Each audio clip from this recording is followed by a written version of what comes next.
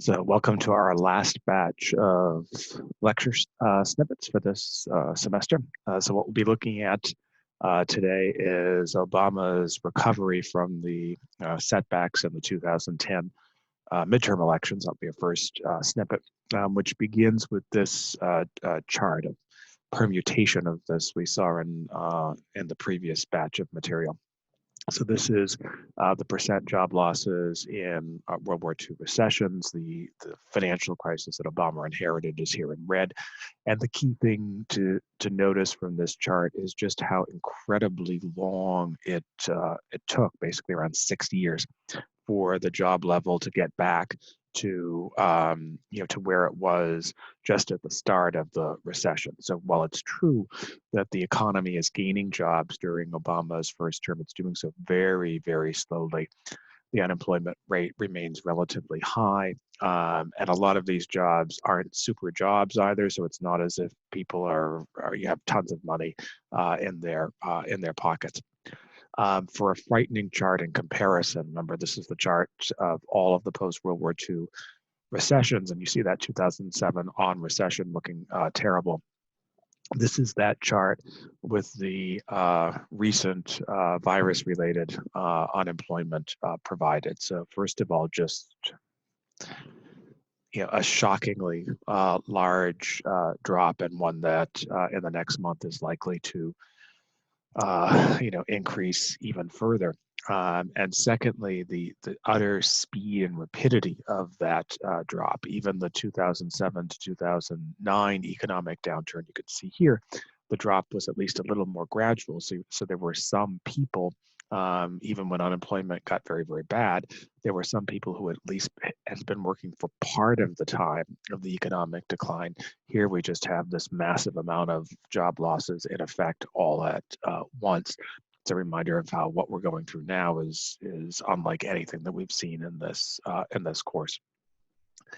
Obama, in any case, attempted to work with the Republicans. The 2-year period between 2011 and 2012 for Obama really is quite erratic period.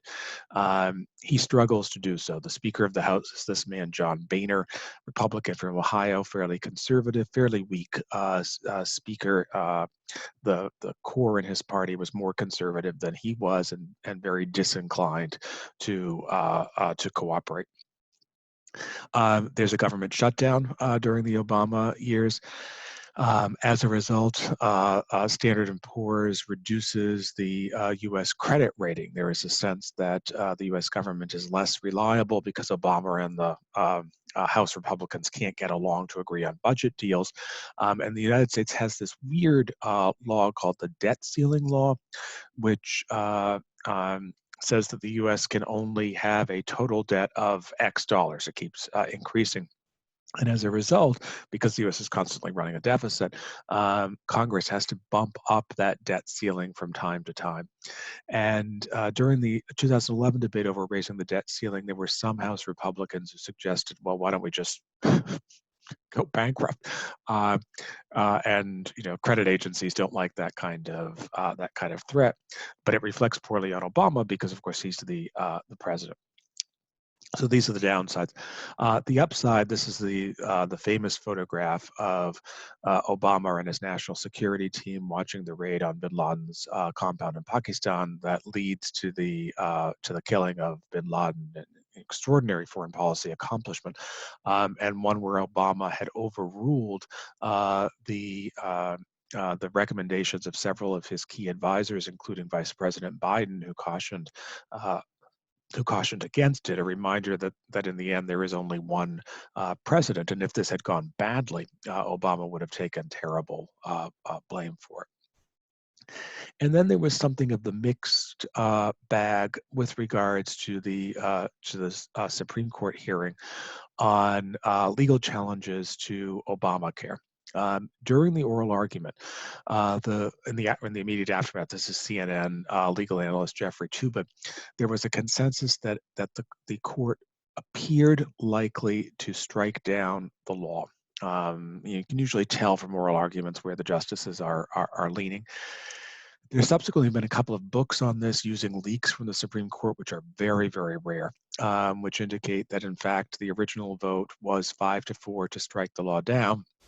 And Chief Justice Roberts switched sides in the middle of the process to say that the law was unconstitutional on grounds that the federal government did not have the authority to tell people that they must purchase health insurance. That is, this mandate concept was unconstitutional. But Roberts said the concept was constitutional if you saw the mandate as a tax under the wording of Obamacare for people who did not purchase health insurance. They'd have to pay a penalty to the IRS. Roberts said, well, that kind of looks like a tax, and so that's close enough to keep the law up. But in exchange, there seems to have been a deal worked out between Roberts and Justices Kagan and Breyer. And in exchange, the court struck down a provision of the law that in effect required states to expand Medicaid, the portion of the healthcare program dealing with poorer people. And in effect, the way that the law was written, if states didn't accept the expansion of Medicaid, the federal government was going to withhold all Medicaid funds. Medicaid is a federal-state partnership, but most of the money comes from the federal government. Roberts, in his opinion, said that was in effect blackmail. That the states were not really being given a choice. And Kagan and Breyer, to everyone's surprise, votes with Roberts on this. So the issue is the vote is 7-2, and the result is this map. These are the only states right now that have not accepted the Medicaid expansion. So under this, a larger group of people who are living just over the poverty line can get federal health care, but the states do have to chip in a small amount of money themselves for taxes, 10 or 20% of the overall total. These are all red states that have resisted. Obama, by this point, is gearing up for the 2012 campaign, and the 2010 effort, remember, was just a disaster for the Democratic Party. But there was one shining result, and that was in Colorado. The Democratic nominee was this rather colorless figure, an appointed U.S. Senator named Michael Bennet, who began the campaign quite a ways behind. Benefited from a very conservative Republican opponent named Ken Buck, who's now a member of the House of Representatives. And Buck led for almost the entire campaign. Buck's campaign ran into trouble in October. He gave an interview with NBC News, and he was asked about whether being gay or lesbian was a choice, and his answer was he thought it was mostly a choice, but there was some genetic imprint, like being an alcoholic, which was quite a statement. And Bennett seized on that and seized on Buck's opposition to abortion to run very aggressively on social issues, not on economic issues at all, but really just on social issues in the Denver suburbs. And this is the final map. And in quite a big upset, Bennett wins this race. You have all of these stronger Democrats who lose in 2010. Blue counties carried by Bennett, the red counties were carried by Buck. The two dark blue counties are Denver and Boulder, very, very liberal areas. But the race was essentially decided by these Denver suburban counties, which tended to swing between the two parties. And the lesson from Bennett's victory was that emphasizing social issues was a way for Democrats to appeal to upper class, upper middle class, suburbanites, college educated, who might not like the Democratic position on economic issues very much, but were very uncomfortable with what they saw as an overly right-wing, social conservative influenced Republican party. And so in 2011, Obama suddenly becomes much more active on, and into 2012, much more active on social issues.